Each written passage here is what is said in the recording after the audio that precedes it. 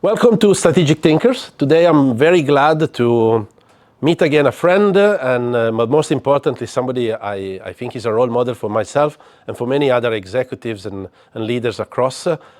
Today we are here with Simon Pryce, who is the CEO of RS Group, and he has an incredible background. I had the chance of working with Simon in a couple of occasions in the past, and that was always very enriching, and I think for this series it's going to be very important. So Simon, maybe you can start by giving us a little bit of your background, but in itself is already a learning. Well, thank you, Davide. Nice to see you, and thank you for those kind words. I'm afraid most of them aren't true.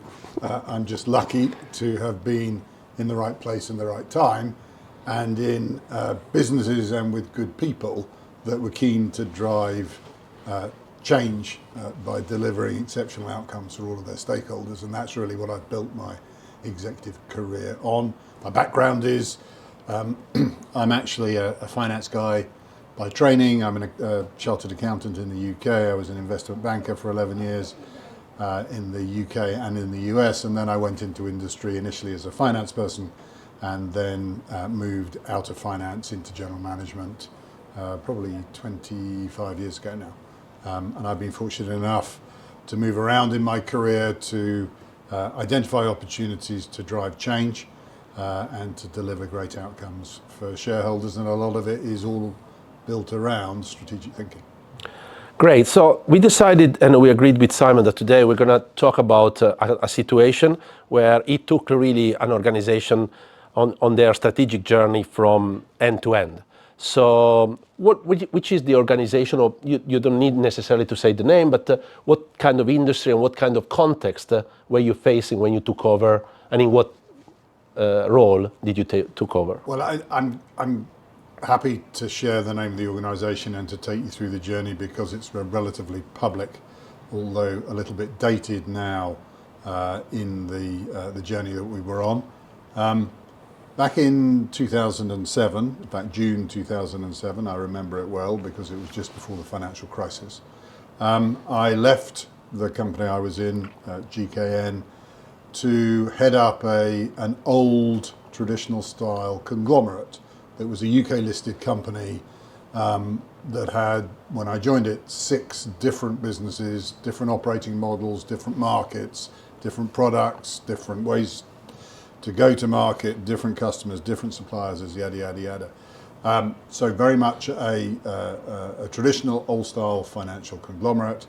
And I was tasked with turning this financial conglomerate into a business that created real value other than by financial engineering and other than by simple financial discipline.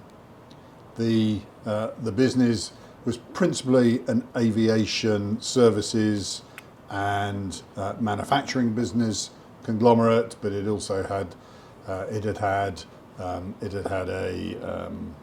a synthetic polymers business in it. It had an automotive business in it, and going into to the financial crisis, it had got a history of not particularly delivering against shareholder expectations, let alone customer expectations, and for it being unclear why investors wanted to invest in BBA Aviation, because we had an engine repair and overhaul business, we had a commercial aviation services business, we had a private jet business, we had a legacy aerospace aftermarket components business, we manufactured and designed landing gear, and investors got very confused about, well, what am I actually investing in and what value does this conglomerate So create? do you think that the challenge that you faced was really the identity of this organization? Was it the complexity that comes with it? Was it the fact that it was not delivering result? Was it a combination of all of those? I think it was a combination of all of those, but the ultimate issue was it had been unable to create value for its stakeholders for a number of years. And by value, the way I look at value, it's all about long-term sustainable cash returns on invested capital. So I think if you looked at it as an investor for the 10 years prior to June 2007, it was unclear that it really created any value at all for the people that invested in it. So my challenge was a couple of fold, is work out what the business could do to create value and then get on and do it. And do you think that the underlying assets were there? You had the right resources. So would you categorize this situation like a good to great, or actually more of a turnaround? Or again, because it was such a variety of businesses, you may have had some in turnaround state, others that they were kind of not doing that well because they were starved of capital, or what was the situation? If you can give some clues. So I think all of the businesses were relatively good in their spaces, and they had pretty good operational and tactical management teams in them. I think none of them particularly had a natural strategic advantage that they had thought through hard and invested in, and none of them had that aspirational view of how a world could be for a stakeholder in those businesses that I think is vital for creating an accelerated growth strategy. Without that aspiration, you are running tactical businesses day to day, but if you don't have that long-term vision and aspiration, you'll end up making short-term decisions which might be right for the business now, but actually will not necessarily promote the business and put it in the right place in 5 years' time, which, when you care about sustainable long-term cash generation, is actually how you should look at all of the decisions you make. And clearly this is a very fundamental question. What is the long-term ambition? How did you cascade that question, and how did you frame the question? Because you inherited a situation where there were people running the business. Right. Why did they not have that question? And how did you get involved? Your management, your leadership, did you have to change it? Mm-hmm. But what really interests me is to think about the thinking process, your one, which is quite sharp, but then how did you cascade that? Because alone you can only do so much. I think that's very true. Firstly, you have to create the reason for change.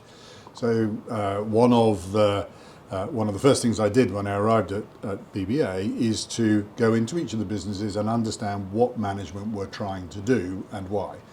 And then to challenge them about why that was, were there alternative ways of thinking, how were they performing relative to their peers, what did their customers say, what feedback were they getting from their other stakeholders. And relatively quickly, as part of that discussion, you can identify areas where management, because they're so focused on the tactical day-to-day, have not been looking up and out. And as part of that journey of discovery, you can also create, I think, opportunities and avenues that you know you're going to need to investigate further.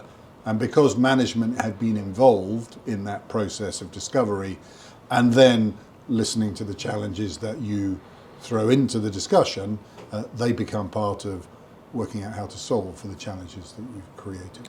And is there any checklist question that are in your little cheat notes that you adapt and adopt in each situation?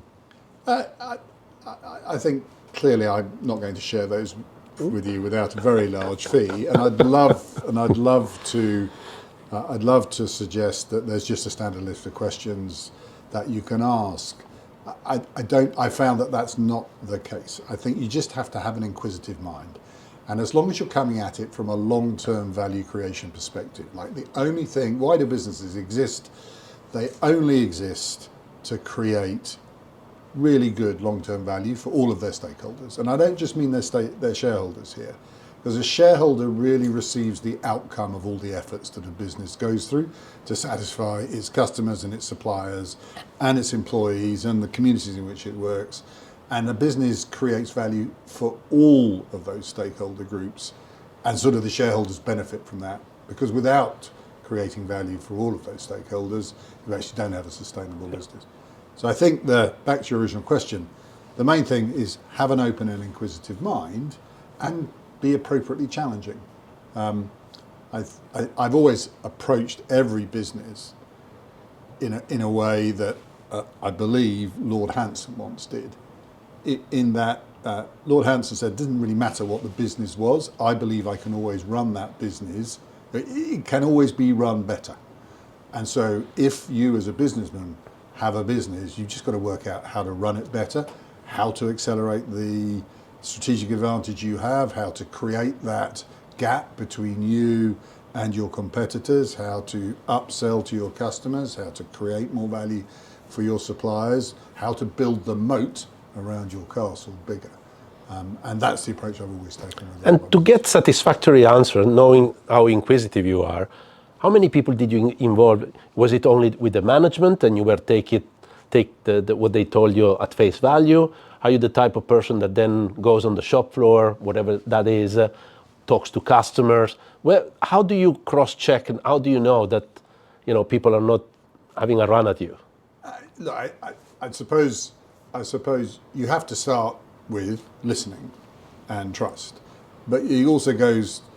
There are pieces around understanding a business and how it works that require you to ask lots of different questions of lots of different people about lots of different things, and then as a leader of that business or as a chief executive, you're trying to triangulate: are there any discrepancies, or are there things in this narrative that don't logically make sense, or does the data not support what you're hearing? Or if you aggregate all the information you're getting, is it creating a slightly different picture from the picture that you started out with? And if it is, you start to pull at those threads. The other important piece about this sort of positive challenge to a business and doing it quite broadly is you engage with quite a lot of the organisation. I don't believe you can drive strategic change just by talking to the senior leadership. Everybody needs to be involved in strategic change because it generally requires everybody to do something a little bit different once you've started to execute your strategic change of direction. So being able to ask the right questions, triangulate the outcomes, and most importantly, help people along on a journey of discovery which is mutual, not just you telling them what the answer is, but actually them working together. And I would say it's sort of, go back to my BBA days, Signature was an organisation of a couple of thousand people, was by the time we left much higher than that. But you would have engaged 200 or 300 of those people in those sorts of discussions and in trying to help and develop and drive the strategic change we needed to deliver. So after, this builds into the point that you've been inquisitive, you triangulate information, you got involved a lot of people, but then you need to make choices. And those choices sometimes are not popular. So can you take us through maybe some of those choices that you made, the one that you think could be quite educational, and how did you get those choices through? Of course, as a leader, sometimes I always say behind you there is only a wall, and you can knock your head against the wall or try to think about things. Yeah. But how did you go about taking tough choices like exiting maybe some of the businesses or doubling down on some others, and, investing on things that perhaps other people they consider not worth it, and you did. So take us through, once you gather all this information, now you got enough to take decision, and how did you take those big choices, and how then you got your leadership team to follow them through? I mean, look, at a portfolio level, and I described a business, I described an organisation in BBA that have 5 or 6 different businesses. Yeah, at the end of the day, you have to make some portfolio choices. Those choices all are built on what is the strategic plan of the business and how sustainable is that strategic plan? How much sustainable value creation can you drive in that business over a reasonable period of time? And that determines how you allocate your scarce resources. And quite quickly, it becomes clear that there were certain businesses within the portfolio that were unlikely to be as value creative as some of the other businesses that we had and chose ultimately to materially invest in. We were talking about choices, and so what are the choices? Take us through some of the choices that you took, and how having all this wealth of data allow you to take an informed decision. But then choices are tough, and if you choose to do A lot of people that wanted B, they're not very happy, and vice versa. You can't make everybody happy all of the time, but frankly, if you help people understand the potential and what matters in a business, actually making the choices you have to make is relatively easy because they understand the basis on which you're making those choices. Those choices are very data rational, and therefore it's quite, you might not like the answer, but you know it's the right answer. So a lot of we knew that we had been failing to create value for a number of years. We had to choose those businesses that on a risk-adjusted basis had a strategy that would create the most value over time. That was clearly partly driven by the unique proposition they were able to offer to their customers, whether that was technology, infrastructure, business model, whatever it was.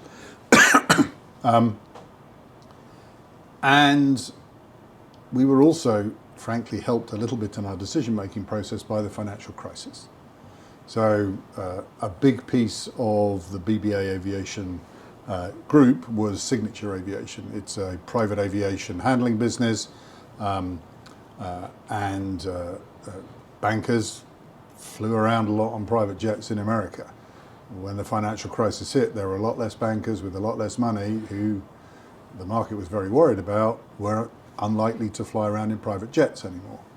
So the portfolio, which generated plenty of cash, and Signature, which generated a good proportion of that cash, suddenly looked much more challenged, and therefore for the first time in a long time at BBA Aviation, cash constraint and availability of cash is really what started to drive the portfolio decision to accelerate that rather than just looking at long-term value creation. And that allowed us to prioritize certain of the decisions that we took, because the external environment drove that decision or accelerated that decision, which, by the way, I think we would have made anyway. It would have just taken a little longer to do. And when you implemented these choices, which probably could have been quite tough, how important, because ultimately the role of a leader, and in particular of a CEO like yourself, is resource allocation. Mm-hmm. And you need to allocate, and the resources are cash and your top talent. Yeah. In this situation, what is your take on talent? Do you try to nurture it from within? Do you try to bring it from outside? Again, a combination is probably the best option. But what is your strategic thinking process on deciding, well, I want this person on the bus, she or he is the right person, or I don't think, he might, he has good values, but he doesn't have enough competence or talent. How do you go about this type of resource? Because you see, everything can be turned into cash, but then, I know you for a fact. You're very good at picking people around you that will be able to challenge you in one way, and on the other way also carry the load. I think, as usual, Davide, you know the answers to most of these questions. So a lot of what you've said is true. I actually only believe there's one scarce resource, because I think you can get money wherever you want. It might be expensive. It might create challenges around. It may constrain you, but you can always find money. The thing you can't always find is good people. So having the right people in the right roles at the right time is key to executing effective growth strategies, and having them on the bus and being part of the team that is designing the journey you're going through is really important. And it's the right people at the right time on the right bus. So it doesn't necessarily mean that individual A, who is has fantastic commercial acumen, is necessarily the right person for company A at a particular stage in its development. So you need to be quite thoughtful about what experience and capability set you're looking for based on the strategy you're trying to execute. So at BBA Aviation, in those core businesses that we ended up retaining and investing both our good people and our money in, most of those people did change from 2007 through 2010, when we sold off quite a lot of the non-core, what became non-core BBA Aviation businesses. And how do you choose those people? Well, you've got to work out who you need and what you need. So you need to understand what experience set you are looking for, what personality type you're looking for, because part of good people choices is also good team choices. So understanding the team that you are putting around you as a leader. My personal leadership style is to act more of a coach than as a directive leader, and therefore my job is not to do everybody else's job. My job is to get great people in the right roles and to coach those people to produce results that are exceptional and extraordinary and more than they individually and in isolation of the others could produce. And so I think that dynamic of experience, personality type, diversity of thinking, diversity of experience, all of those things are important parts of creating teams that can deliver effective strategic outcomes. And they are pretty unique for each different situation you find yourself. And what do you think is the role of conflict in a good team? Because there are people that say, oh, we want absolute shared consent and decision. There are others that they see value in having healthy conflict. I'm not talking... and others that they actually don't address neither of the problem and they create very political organizations. Mm-hmm. So what, because sometimes in certain contexts one fits better than the other. Mm-hmm. Is there a way that you privilege or that you prefer, or do you think is again situational?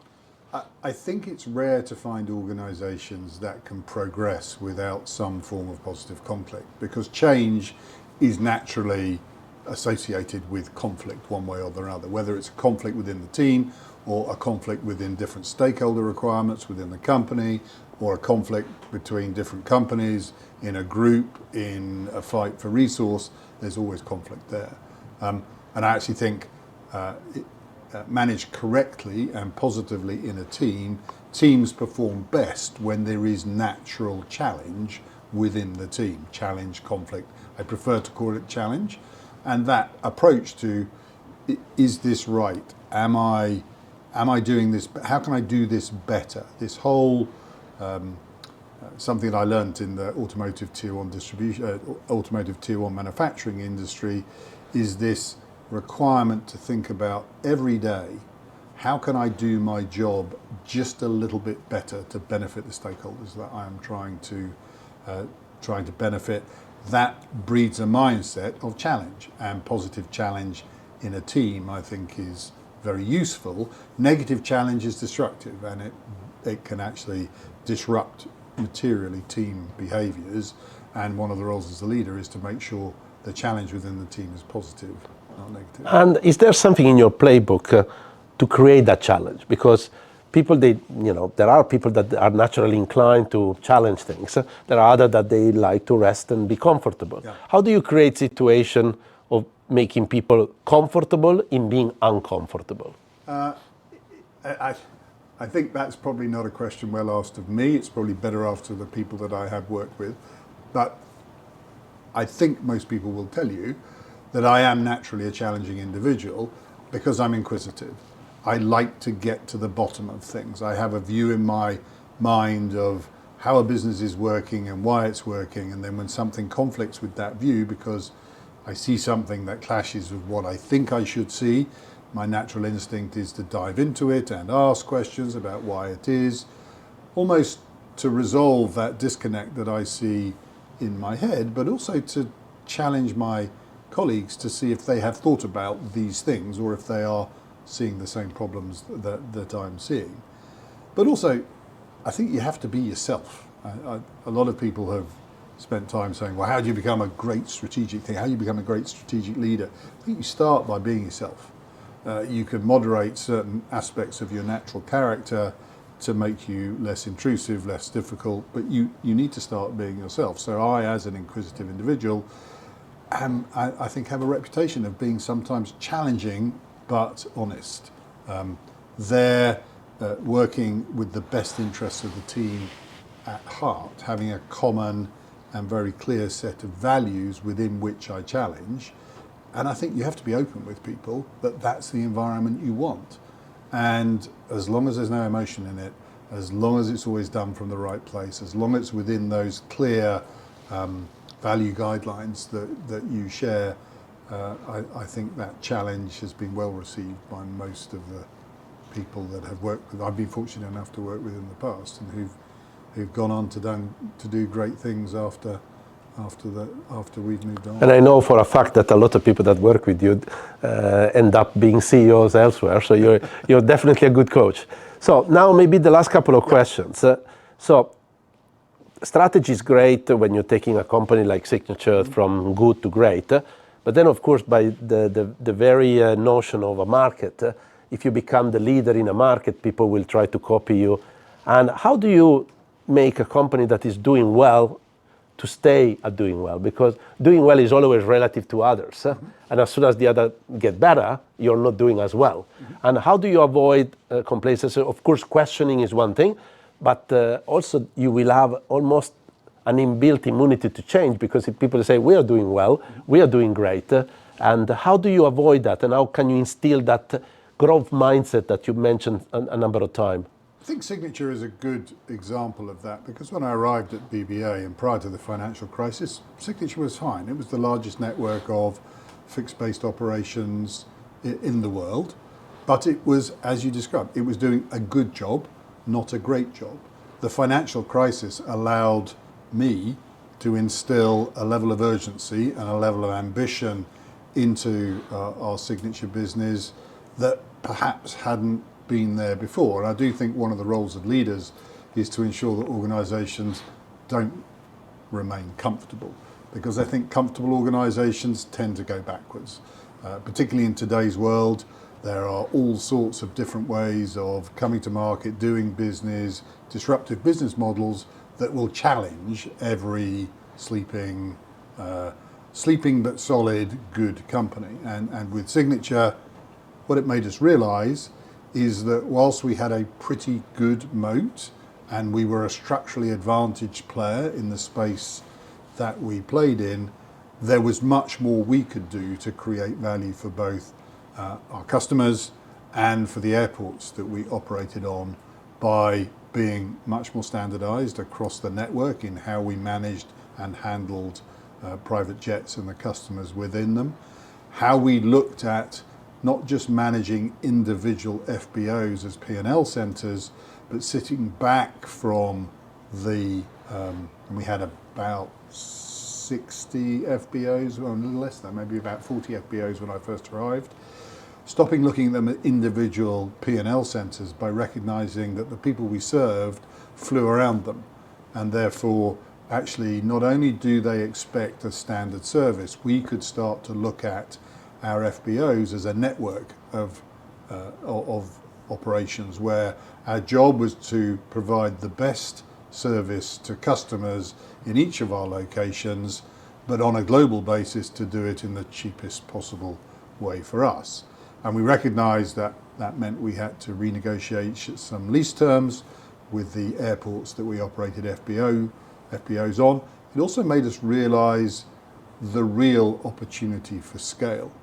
And I think having gone through that process post-financial crisis, how do we accelerate the cash generation in this business?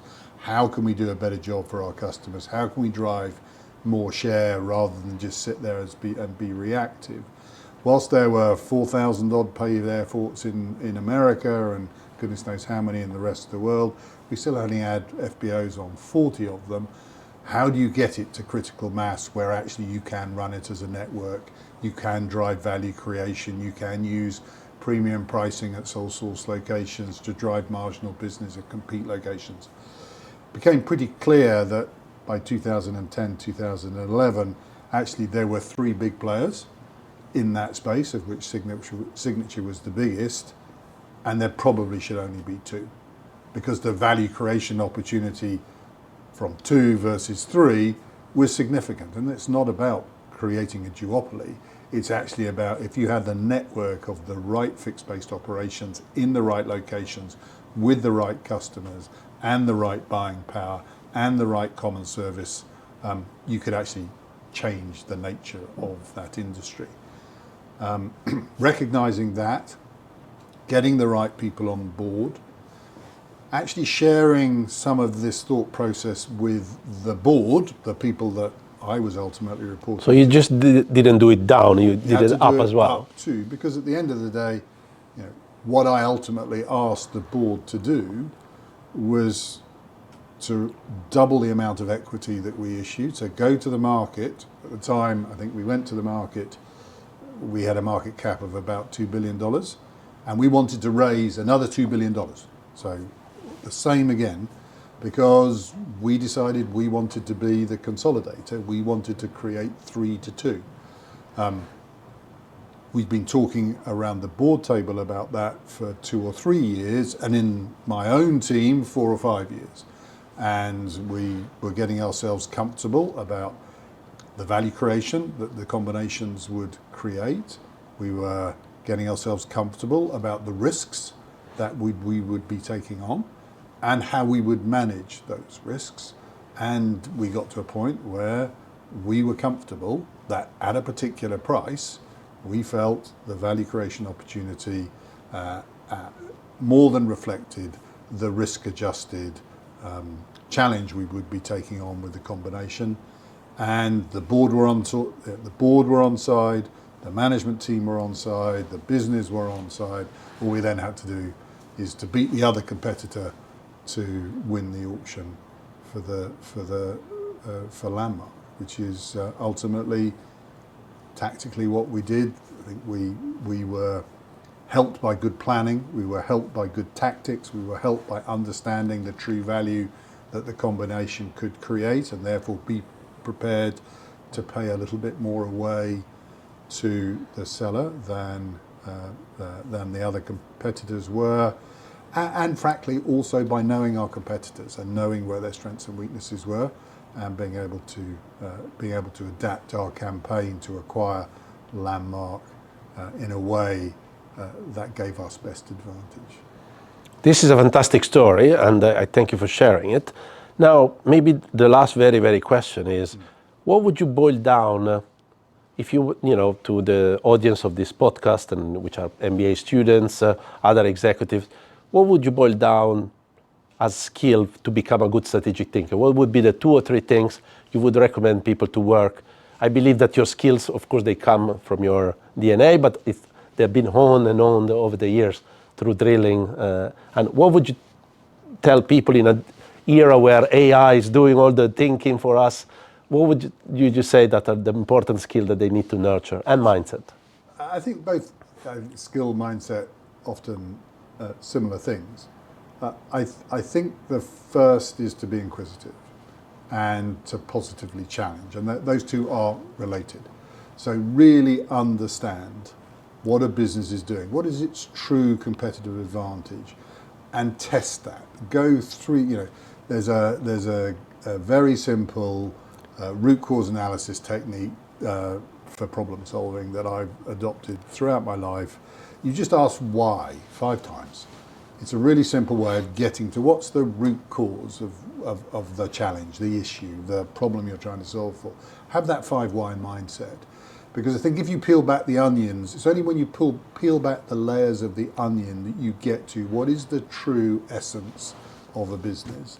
And being inquisitive is important in understanding that. You can only understand how to strategically take a business forward if you understand its true essence. So I would say, firstly, be inquisitive and challenge constructively. Secondly, I would say be pragmatic. So,